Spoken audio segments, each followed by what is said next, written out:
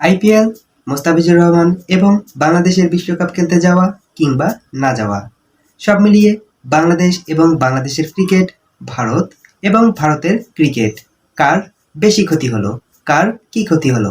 এই প্রশ্নের সহজ উত্তর হলো ভারত এবং ভারতীয় ক্রিকেটের গুরুত্বপূর্ণ 3টা ক্ষতি হবে। সেখানে বাংলাদেশ এবং বাংলাদেশের ক্রিকেটের মাত্র একটা ক্ষতি হবে। হ্যাঁ বন্ধুরা, শুনতে অবাক হলেও এটাই সত্যি। তাহলে চলুন পয়েন্টগুলো একটি একটি করে শুনে আসা যাক। প্রথমে আসি ভারতের কি ক্ষতি হবে 3টা। Number 1, IPL. ভারতীয়দের কাছে এটা গর্বের বিষয়, এটাই স্বাভাবিক, কারণ ক্রিকেটে আইপিএলকে টেক্কা দেওয়ার মতো বা আইপিএলের বিকল্প কোনো টুর্নামেন্ট এখনো তৈরি হয়নি।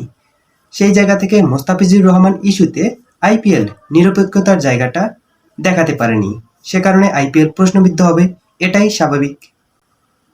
নাম্বার 2, এবারের টি-20 বিশ্বকাপ 2026 ভারতের মাটিতে অনুষ্ঠিত হবে, তাই সেখানে যদি বাংলাদেশ না খেলে তার মানে বিশ্বকাপ তার রং হারাবে, বিশ্বকাপ প্রশ্নবিদ্ধ হবে এবং ভারতের মাটিতে বিশ্বকাপ, সেই বিশ্বকাপ যদি প্রশ্নবিদ্ধ হয় তাহলে এটা ভারতের জন্য অনেক বড় একটা ধাক্কা।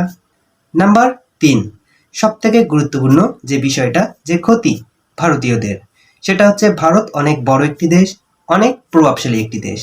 তারা মোস্তাফিজুর রহমানকে আইপিএলে নিরাপত্তা দিতে ব্যর্থ, এ কারণেই মোস্তাফিজুর রহমানকে বাদ দিয়েছে।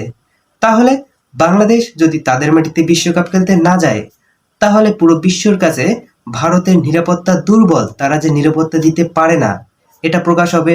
এটা ভারতের জন্য অনেক বড় একটা লজ্জার বিষয় এবং অনেক বড় একটা ক্ষতি হয়ে যাবে। এবারে আসি বাংলাদেশের কি ক্ষতি হবে। বাংলাদেশের একমাত্র সেই ক্ষতিটা কি? হ্যাঁ বন্ধুরা, বাংলাদেশের সেই একমাত্র ক্ষতিটা হচ্ছে বাংলাদেশ বিশ্বকাপ খেলতে পারবে না হয়তোবা। যদি বাংলাদেশ বিশ্বকাপে ভারতের মাটিতে না যায় তাহলে বাংলাদেশ বিশ্বকাপ খেলতে পারবে না, মানে বাংলাদেশকে ওয়াকওভার করতে হবে। আর যদি সেটা হয় তাহলে বাংলাদেশের মানুষ যেহেতু ক্রিকেটকে অনেক বেশি ভালোবাসে, ক্রিকেট এদেশের মানুষের আবেগ, তাই বাংলাদেশ যদি বিশ্বকাপ না খেলে তাহলে এটা বাংলাদেশের জন্য অনেক বড় একটা ক্ষতি। হ্যাঁ বন্ধুরা, এটাই বাংলাদেশের একমাত্র ক্ষতি, তাছাড়া বাংলাদেশের কোনো ক্ষতি নেই।